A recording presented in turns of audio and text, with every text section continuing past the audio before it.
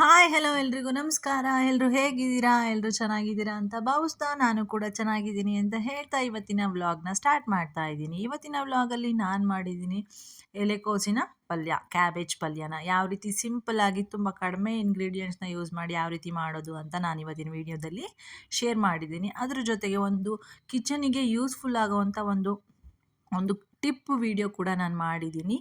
ಅದು ಏನು ಅಂತ ನೀವು ವಿಡಿಯೋ ಕೊನೆಯಲ್ಲಿ ನಾನು ಅಪ್ಲೋಡ್ ಮಾಡಿರ್ತೀನಿ. ಸೊ ನೀವು ಕೂಡ ನೋಡಿ ಅದನ್ನು ನೀವು ಕೂಡ ಮನೇಲಿ ಟ್ರೈ ಮಾಡ್ಬೋದು. ಹೇಗೆ ಏನು ಅನ್ನೋದನ್ನು ನೋಡಬೇಕು ಅಂದರೆ, ತಿಳ್ಕೊಬೇಕು ಅಂದರೆ ವಿಡಿಯೋನ ಕೊನೆವರೆಗೂ ಕಂಪ್ಲೀಟಾಗಿ ನೋಡಿ, ಸ್ಕಿಪ್ ಮಾಡಿದೆ. ಇನ್ನೂ ಯಾಕೆ ತಡ, ಬನ್ನಿ ಸ್ಟಾರ್ಟ್ ಮಾಡೋಣ. Welcome back to my YouTube channel, Yashodha Keshav YouTube channel. ಮೊದಲಿಗೆ ನಾನಿಲ್ಲಿ ಒಂದು 1/4 kg ಅಷ್ಟು ಇರೋವಂಥ ಒಂದು ಕ್ಯಾಬೇಜ್ನ ತೊಗೊಂಡಿದ್ದೀನಿ. ಅದನ್ನು ಚಿಕ್ಕ ಚಿಕ್ಕದಾಗಿ ಕಟ್ ಮಾಡಿ ಇಟ್ಕೊಂಡಿದ್ದೀನಿ. ಜೊತೆಗೆ ಈರುಳ್ಳಿ, ಟೊಮ್ಯಾಟೊ ಮತ್ತು ಕೊತ್ತಂಬರಿ ಸೊಪ್ಪನ್ನ ಕೂಡ ಕಟ್ ಮಾಡಿ ಇಟ್ಕೊಂಡಿದ್ದೀನಿ. ಫಸ್ಟು ನಾನಿಲ್ಲಿ ಒಂದು ಬಾಣಲಿನ ಇಟ್ಕೊಂಡ್ಬಿಟ್ಟು ಅದಕ್ಕೆ 2ರಿಂದ 3 ಚಮಚದಷ್ಟು ಎಣ್ಣೆನ ಹಾಕ್ಕೊಂಡಿದ್ದೀನಿ. ಎಣ್ಣೆ ಎಲ್ಲ ಕಾದ ನಂತರ ನಾನು ಇದಕ್ಕೆ ಸಾಸಿವೆನ ಹಾಗೂ ಜೀರಿಗೆನ ಹಾಕಿ ಒಗ್ಗರಣೆನ ಕೊಡ್ತಾಯಿದ್ದೀನಿ. ಇವೆರಡು ಸಿಡಿದ ನಂತರ ನಾನು ಇದಕ್ಕೆ ಹೆಚ್ಚಿಟ್ಕೊಂಡಿರೋ ಮೀಡಿಯಮ್ ಸೈಜ್ ಒಂದು ಈರುಳ್ಳಿನ ತೊಗೊಂಡಿದ್ದೀನಿ. ಅದನ್ನು ನಾನಿಲ್ಲಿ ಹಾಕ್ಕೊಂಡಿದ್ದೀನಿ. ಇದಕ್ಕೆ ಸ್ವಲ್ಪ ಹಿಂಗೆ ಕೂಡ ಹಾಕ್ಕೋತಾ ಇದ್ದೀನಿ. ಚೆನ್ನಾಗಿ ಕೆಂಪಗೆ ಆದ ತಕ್ಷಣ ನಾನು ಇದಕ್ಕೆ ಟೊಮ್ಯಾಟೋನ ಹಾಕ್ಕೋತಾ ಇದ್ದೀನಿ. ಟೊಮ್ಯಾಟೊ ನಾನಿಲ್ಲಿ ಒಂದು ಮೀಡಿಯಮ್ ಸೈಜ್ ಟೊಮ್ಯಾಟೋನ ತೊಗೊಂಡಿದ್ದೀನಿ, ಸಣ್ಣದಾಗಿ ಕಟ್ ಮಾಡಿ ಇಟ್ಕೊಂಡಿದ್ದೀನಿ. ಫಸ್ಟು ಇದು ಚೆನ್ನಾಗಿ ಮೆತ್ತಗಾಗುವಷ್ಟು ನಾವು ಇದನ್ನು ಬಾಡಿಸ್ಕೋಬೇಕು. ನಾನಿಲ್ಲಿ ಸ್ವಲ್ಪ ಉಪ್ಪನ್ನ ಹಾಕ್ಕೋತಾ ಇದ್ದೀನಿ. ರುಚಿಗೆ ತಕ್ಕಷ್ಟು ಉಪ್ಪನ್ನ ನಾನಿಲ್ಲಿ ಹಾಕ್ಕೋತಾ ಇದ್ದೀನಿ. ಅದಾದ ನಂತರ ಖಾರದ ಪುಡಿ 1 ಚಮಚದಷ್ಟು ಖಾರದ ಪುಡಿನ ಹಾಕ್ಕೋತಾ ಇದ್ದೀನಿ.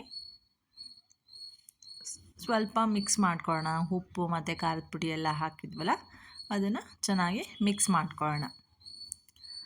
ಅದಾದ ನಂತರ ನಾನಿಲ್ಲಿ ತೊಳೆದು ಹೆಚ್ಚಿಟ್ಕೊಂಡಿರೋ ಅಂಥ ಕ್ಯಾಬೇಜ್ನ, ಎಲೆಕೋಸನ್ನ ಇಲ್ಲಿ ಹಾಕ್ಕೋತಾ ಇದ್ದೀನಿ. ನೀಟಾಗಿ ಅಷ್ಟನ್ನು ಹಾಕ್ಕೊಂಡ್ಬಿಟ್ಟು ನಾವೇನು ಮಸಾಲೆ ಜೊತೆಗೆ ಚೆನ್ನಾಗಿ ಮಿಕ್ಸ್ ಮಾಡ್ಕೋಬೇಕು. ಈ ರೀತಿ ಮಿಕ್ಸ್ ಮಾಡ್ಕೊಂಡ ನಂತರ ನಾವಿದಕ್ಕೆ ಅಷ್ಟನ್ನು ಹಾಕ್ಬಿಟ್ಟು ಸ್ವಲ್ಪ ಇದಕ್ಕೆ ನೀರನ್ನ ಹಾಕ್ಕೊಳ್ಳೋಣ. ಒಂದು ಅರ್ಧ ಕಪ್ಪಷ್ಟು, ಬಿಕಾಸ್ ಅದು ಚೆನ್ನಾಗಿ ಬೇಯಬೇಕಲ್ವ. ಸೊ ಅದಕ್ಕೋಸ್ಕರ ಒಂದು ಅರ್ಧ ಕಪ್ಪಷ್ಟು ನಾನಿಲ್ಲಿ ನೀರನ್ನ ಹಾಕ್ಕೋತಾ ಇದ್ದೀನಿ. ಇಷ್ಟು ಅದು ಪೂರ್ತಿ ಮುಳುಗೋ ಅಷ್ಟು ನಾನಿಲ್ಲಿ ನೀರು ಹಾಕ್ಕೋತಾ ಇದ್ದೀನಿ. ಹಾಕ್ಬಿಟ್ಟು ಒಂದು 10 ನಿಮಿಷ ನಾವು ಒಂದು ಮೀಡಿಯಮ್ ಫ್ಲೇಮಲ್ಲಿ ಲಿಡ್ನ ಕ್ಲೋಸ್ ಮಾಡಿಬಿಟ್ಟು ಬೇಯಿಸ್ಕೋಬೇಕು. ಒಂದು 10 ನಿಮಿಷ ಆದ ನಂತರ ಈ ರೀತಿಯಾಗಿ ಸ್ವಲ್ಪ ಕಡಿಮೆ ಬೆಂದಿರುತ್ತಲ್ಲ, ಸ್ವಲ್ಪ ಕಡಿಮೆ ಆಗಿರುತ್ತೆ. ಅದು ಆಬ್ವಿಯಸ್ಲಿ ಕಡಿಮೆ ಆಗುತ್ತೆ ಬೆಂದ ತಕ್ಷಣ. ಈ ರೀತಿಯಾಗಿ ಒಂದು 10 ನಿಮಿಷಕ್ಕೆ ಕಂಪ್ಲೀಟಾಗಿ ಅದು ಬೆಂದೋಗುತ್ತೆ. ಇದಾದ ನಂತರ ನಾನು ಇದಕ್ಕೆ ಸಾಂಬಾರು ಪುಡಿ, ನಾವು ಬೇಳೆ ಸಾಂಬಾರಿಗೆಲ್ಲ ಯೂಸ್ ಮಾಡೋ ಅಂಥ ಸಾಂಬಾರು ಪುಡಿನ ನಾನು ಇದಕ್ಕೆ 1 ಚಮಚದಷ್ಟು ಹಾಕ್ಕೋತಾ ಇದ್ದೀನಿ.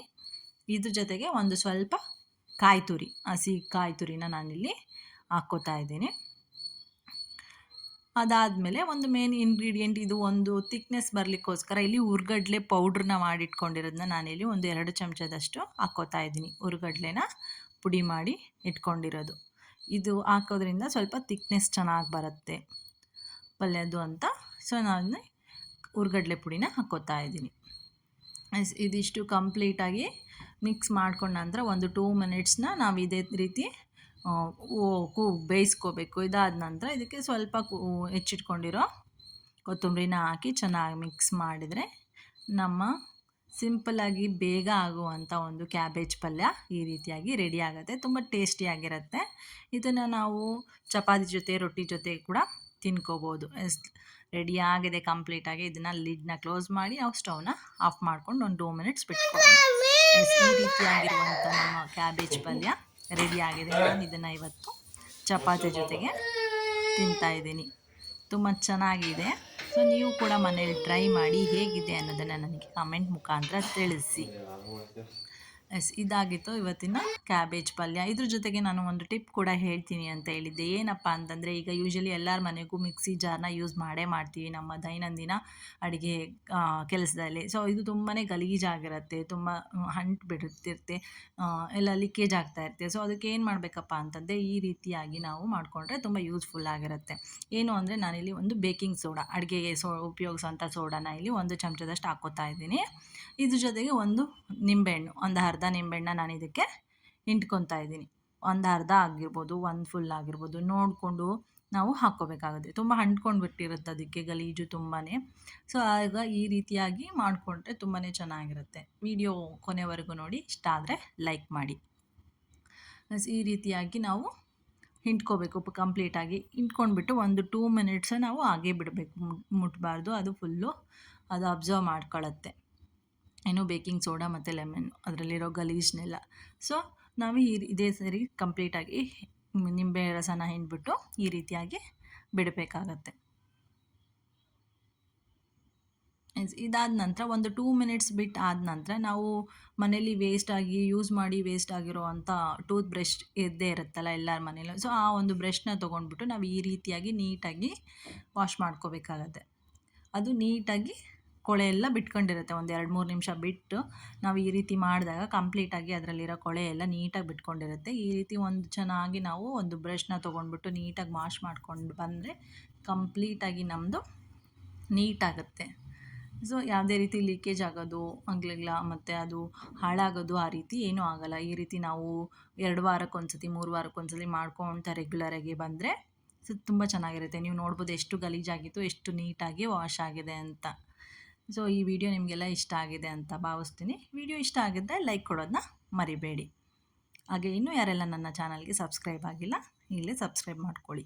ಆ್ಯಂಡ್ ಇನ್ನೂ ಒಂದೇನಪ್ಪ ಅಂದರೆ ಒಳಗಡೆ ನಾವು ಮಿಕ್ಸಿ ಜಾರ್ ಒಳಗಡೆ ಯೂಶ್ವಲಿ ನಾವು ಏನಾದರೂ ಪೇಸ್ಟ್ ಮಾಡಿದಾಗ ಶುಂಠಿ ಬೆಳ್ಳುಳ್ಳಿ ಪೇಸ್ಟ್ ಮಾಡಿದಾಗ ಬೇರೆ ಏನಾದರೂ ಬೇರೆ ಏನೋ ಹೇರಿಗೆ ಅಪ್ಲೈ ಮಾಡ್ಕೊಳ್ಳೋಕ್ಕೆ ಯಾವ್ದಾದ್ರು ಒಂದು ಪೇಸ್ಟ್ನ ರೆಡಿ ಮಾಡ್ಕೊಳಕ್ಕೆ ತುಂಬಾ ಸ್ಮೆಲ್ ಬೇರೆ ಇರುತ್ತೆ. ಸೊ ಅದು ಎಲ್ಲ ಹೋಗಬೇಕು ಅಂದರೆ ಏನು ಮಾಡಬೇಕಪ್ಪ ಅಂತಂದರೆ ಏನು ವಿನೆಗರು ಒಂದು ಚಮಚದಷ್ಟು, ಒಂದು ಸ್ವಲ್ಪ ಬೇಕಿಂಗ್ ಸೋಡಾ ಇದಿಷ್ಟನ್ನು ಹಾಕ್ಬಿಟ್ಟು ಒಂದು 2 ಮಿನಿಟ್ಸ್ ಹಂಗೆ ಬಿಡಬೇಕು ಅದರೊಳಗೆ.